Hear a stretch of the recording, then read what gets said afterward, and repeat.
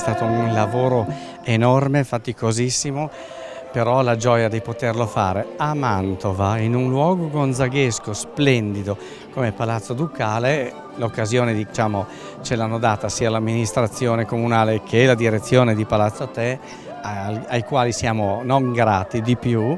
È un'esperienza emozionante, infatti credo che anche per l'emozione un po' mi sia andata via la voce quest'oggi, perché la tensione è tale di essere in questo posto, veramente Gonzaga, musica di Monteverdi, è una cosa eccezionale per noi, siamo tutti in fibrillazione.